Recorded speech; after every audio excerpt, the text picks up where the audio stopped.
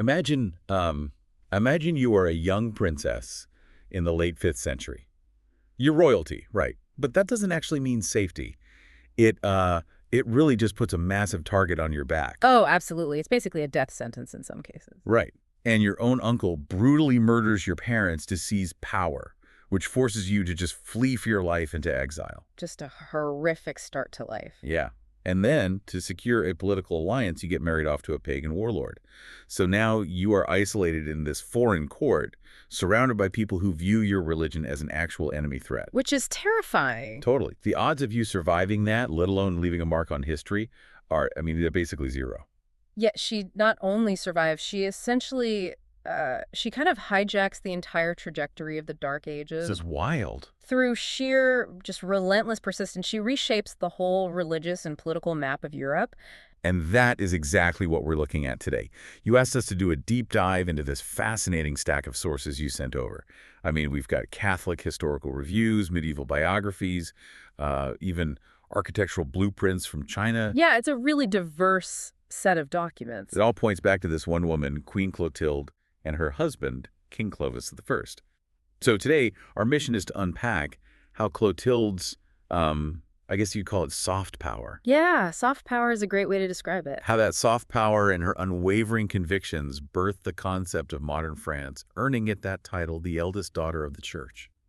And how she left this physical legacy etched into skylines across the globe. It really is an incredible story. But, to understand the sheer magnitude of what she pulled off, we have to kind of set the scene. We need to understand the world she was born into. Right.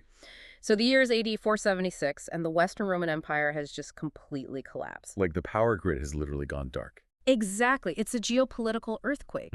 Because for centuries, Rome provided everything, right? The infrastructure, the laws, the military protection. And now that centralized authority is just gone. It's gone. And in its place, you have these various Germanic tribes just scrambling to carve up the map of what was Roman Gaul, which is modern-day France. Right. It is a massive, violent power vacuum. And into this total chaos, Clotilde is born around the year 474.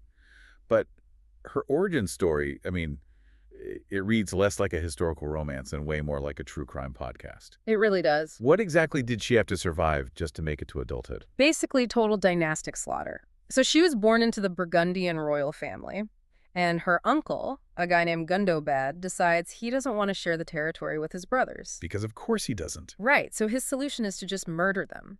He kills Clotilde's father, King Chilperic, and he actually has her mother drowned. Oh my gosh. Yeah. Clotilde and her sister barely escape with their lives, and they flee to Geneva. So before she even really steps onto the world stage, she's already a royal refugee. She's living under the constant shadow of the uncle who slaughtered her family. Exactly. But in that exile, she's raised with this very specific, deeply ingrained belief system. She becomes a devout Orthodox Catholic. Right, which becomes the defining feature of her life. Especially when we hit the year 492, right? Because she is married off to Clovis, who is this really ambitious pagan king of the Salian Franks. And that marriage was entirely transactional. Clovis is a warlord. He's looking to expand his territory, and he needs allies to secure his borders against rival factions. Yeah, he's not looking for love.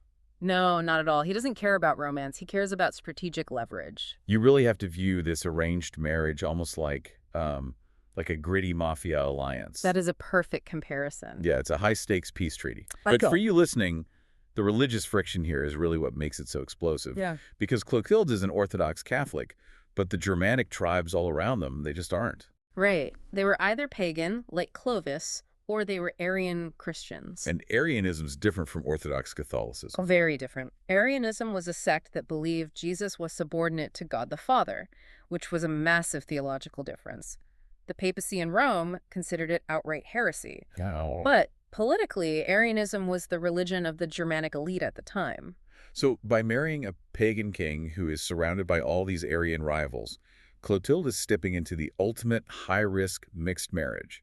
She's in a court where her Orthodox beliefs are totally alien. And she refuses to just quietly practice her faith in the shadows. The sources we have, they show she actively and just relentlessly campaigns to convert Clovis. She views it as her absolute mission, She does. which it goes terribly wrong at first, right? Mm. Because she secretly baptizes their first son, Ingemir, but then the infant tragically dies. Yeah, and Clovis's reaction is just brutal. He essentially looks at his grieving wife and says, "Your God is weak.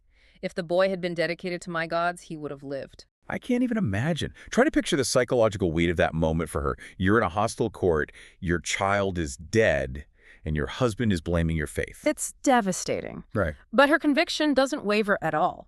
She actually has their second son, Clodomir, baptized as well.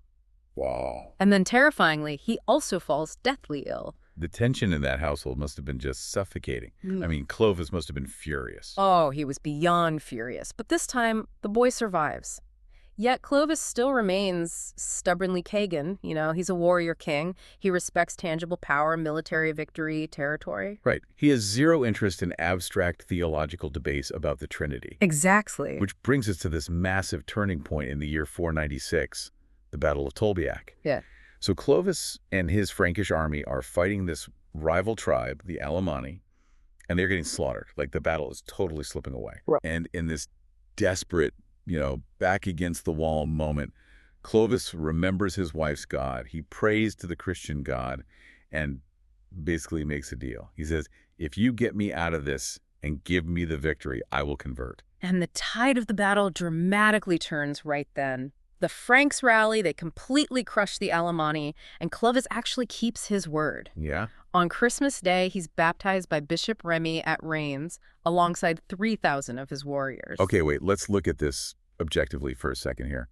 A ruthless warlord is losing a battle, promises to switch gods if he wins, and miraculously wins. I know where you're going with this. I mean, that sounds highly convenient. Yeah. Are we sure this wasn't just a really shrewd geopolitical stunt, like a sort of, well, my pagan gods aren't getting me the territory I want, so maybe this new god comes with better political perks? Well, historians have actually debated his internal sincerity for centuries. I bet. But looking at the geopolitical mechanics of the 5th century, his internal motives, they almost don't matter compared to the absolute earthquake his conversion caused. Why is that? Because Clovis didn't just get a new god, he inherited a highly functional administrative state. Oh. Walk us through the mechanics of that. So remember that the Roman Empire had collapsed, right? The only surviving Roman bureaucracy across all of Gaul was the Catholic Church. Right, okay. The bishops were the ones who still knew how to collect taxes, how to draft legal treaties, and manage these massive agricultural estates. Oh, that makes so much sense. Furthermore, the local Gallo-Roman commoners, who vastly outnumbered the Frankish warriors, they were overwhelmingly Orthodox Catholic. Okay, so by converting to Catholicism, Clovis instantly wins the loyalty of the millions of commoners he's actually trying to rule. Exactly. He aligns himself with the local population and the established bureaucratic infrastructure of the papacy. That is so smart. And he became the only major Germanic leader to do that. The other tribes, because they stuck to their Arianism, they remained totally isolated from the local masses. So Clovis's conversion, which was entirely driven by Clotilde's persistence, it laid the absolute bedrock for what we now know as France. It merged Frankish military might with Roman administrative power. So she wins this spiritual battle, and in doing so, flips the entire destiny of a continent. She really does. But, a spiritual kingdom is invisible. Yeah. If this new Catholic-Frankish alliance was going to last in the turbulent 6th century, they needed to anchor it in something physical. They needed stone. And this is where their legacy transitions from political to architectural. Clovis and Clotilde built this massive basilica in Paris. Right. Originally, Saint Genevieve, who is the patron saint of Paris, she suggested dedicating it to the apostles Peter and Paul. Both Clovis and Clotilde were eventually buried there. Wow. And over time, as Genevieve was also interred there, the site became known as the Abbey of Saint Genevieve. And this abbey, it just fascinates me because it functioned as so much more than just a church. For the listener, think of a medieval monastery as a server farm. Yes, that's a great analogy. Right. During the 9th century, Europe was absolutely terrified by Viking raids. Cities were being sacked, infrastructures being burned to the ground. But while the Vikings were out there destroying let's call it the hardware of civilization, the monks in the Abbey scriptorium, were quietly copying the software. Right, the texts, the philosophy, the laws. Exactly. They were saving all the data of classical and early medieval Europe to their library hard drives until society was finally ready to reboot. And it worked beautifully because around 1108, the theology school of this very abbey merged with other local schools. Right.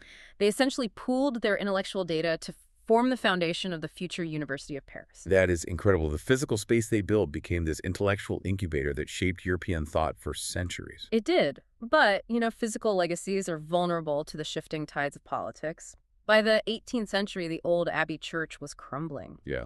So King Louis V decided it needed a radical overhaul.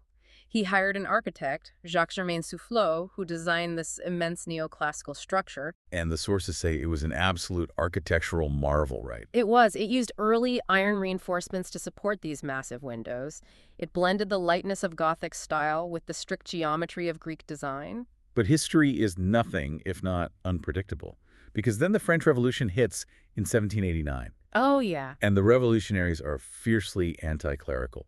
They look at this monumental abbey, which is this huge symbol of royal and religious power, and they decide to just seize it. They secularized the whole building and rename it the Pantheon. Wow. They repurposed it as a mausoleum for the great secular citizens of France, like Voltaire and Rousseau. And in 1793, the revolutionary government actually orders the destruction of royal and religious symbols. Which is so tragic because the relics of St. Genevieve and Clotilde were burned. They were. Today, if you visit the site, only the Tour Clovis, which is the original bell tower, remains of that medieval complex. It really shows how quickly physical monuments can be violently repurposed by the next generation's ambition. It really does. Which is actually a perfect mirror for what happened to Clotilde's own family after Clovis died. Yeah, the Merovingian dynasty was notoriously unstable. When Clovis dies in 511, Clotilde steps back from the center of power. She retires to Tours, right? Yes, to live a devout life near the tomb of St. Martin. And she outlives her husband by 34 years. But during that time, she has to just watch her family completely implode. And the mechanism of their inheritance laws basically guaranteed that chaos, didn't it? Absolutely. Under Frankish custom, a kingdom wasn't passed down to just the eldest son. It was treated as personal property and divided equally among all male heirs. Oh boy. So when Clovis died, the kingdom was fractured into 4 pieces for his sons. It instantly incentivized greed and paranoia. Of course. Her sons and grandsons plunged the kingdom into brutal, fratricidal civil wars, literally murdering each other to steal back pieces of the pie. But, reading through the historical sources you provided, there's this massive, glaring contradiction about Clotilde's role in all this bloodshed. Oh, the differing accounts. Yeah. On one hand, you have an epic medieval poem claiming Clotilde was this vengeful mastermind. It says she actively incited her sons to start the Burgundian War, specifically to avenge the murder of her parents by her uncle decades earlier. Right, a very Game of Thrones narrative of delayed vengeance. Exactly. But then you turn to the other sources, like the historian Gregory of Tours, and he paints her as a weeping peacemaker. Right. He writes that she was so desperate to stop the violence that her prayers actually conjured a miraculous storm, which physically prevented her son's armies from clashing on the battlefield. Still quite the contrast. Yeah. So how are you as a listener supposed to evaluate a historical figure when the text can't even agree if she was a bloodthirsty mastermind or a saintly pacifist? Well, this is where we run into the classic fog of early medieval history. You have to look at the agenda of the person holding the pen. Right. Texts from this era are often hagiographies. Which means they were written to emphasize holiness. Right. Exactly. Writings specifically designed to highlight a person's virtue for a religious audience. Gregory of Tours wanted to present Clotilde as the ideal Christian queen, so he focuses on her piety and miracles. Okay. And the epic poems. The epic poems, however, were meant to entertain warrior audiences with tales of blood, honor, and vengeance. So she's basically being used as a character archetype by both sides. Precisely. The truth is likely found in the messy middle. She was a deeply religious woman, but she was also a Merovingian queen navigating a hyper-violent patriarchal world. Yeah. As a widow, she was detached from direct military power, but as a mother and grandmother, she was fully entangled in the lives of the men tearing the kingdom apart. Right. She probably had intense political opinions and desires for justice regarding her murdered family. Of course. But she also couldn't fully control or save her descendants from their own toxic, violent ambitions. I mean, The sources say she actually lived to see her own young grandsons murdered by her sons. Yeah, that is an unimaginable burden for anyone to carry. Truly. But her story, incredibly, it doesn't end in the 6th century. If we fast forward over a millennium to the 19th century, her memory experiences this massive, unexpected revival. It's fascinating. The 1850s saw the construction of the St. Clotilde Basilica in Paris. Okay. It was built in the neo-Gothic style, which was experiencing a huge resurgence as France tried to romantically reconnect with its medieval Christian roots. And the details of this building in the sources are just amazing. For example, a young engineer named Gustave Eiffel actually built the church's intricate metal framework. Decades before his famous tower. Right. Decades before he ever dreamed up the Eiffel Tower.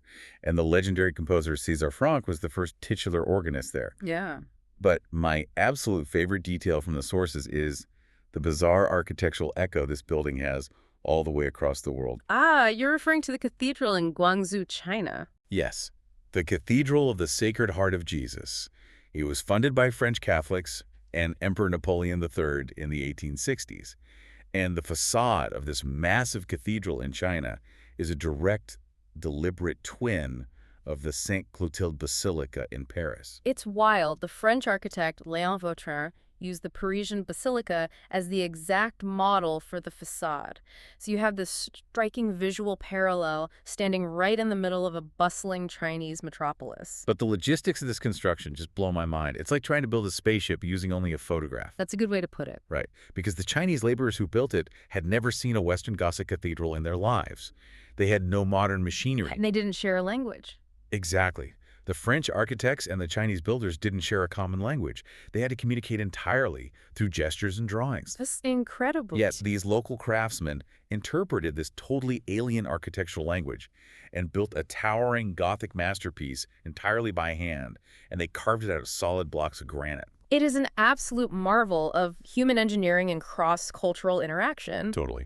But we also have to look at the historical mechanism behind why it was built. Just as Clotilde used her faith to forge a new European identity and political reality in the 5th century, 19th century France was using her namesake architecture to project French identity, culture, and colonial power across the globe. Right.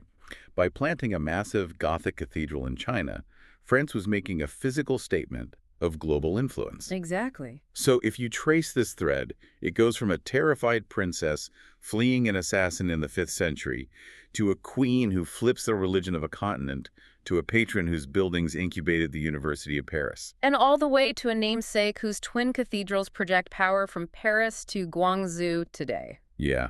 When you look at the skyline of Paris now, or consider the borders of modern Europe, it really shows how staying firm in your convictions, even when you are trapped in an impossible situation like her marriage to Clovis, can send ripples through time that reshape the world. It demonstrates that history isn't just shaped by the warlords swinging swords. It's heavily shaped by the people in the background directing the ideological map. Absolutely. But before we wrap up this deep dive, there's one final, incredibly provocative detail from the sources that we haven't touched on yet. And I want to leave you, the listener, with this to mull over. Let's hear it. It's a legend about Clovis's battle shield. Ah, the legend of the lilies. The legend of the lilies. The story goes that before Clovis converted to Christianity, his battle shield featured 3 toads. You know, the swampy, gritty toad. Right. But while Clotilde was praying for him during that desperate battle of Tolbiac, a mysterious forest hermit appeared and gave her 3 pristine white lilies. And Clovis later replaced the toads on his shield with those lilies. Yes, and the fleur-de-lis went on to become the ultimate symbol of the French monarchy for centuries. It's a great story. But think about what this legend is actually doing. The lily wasn't a divine gift dropped from the sky.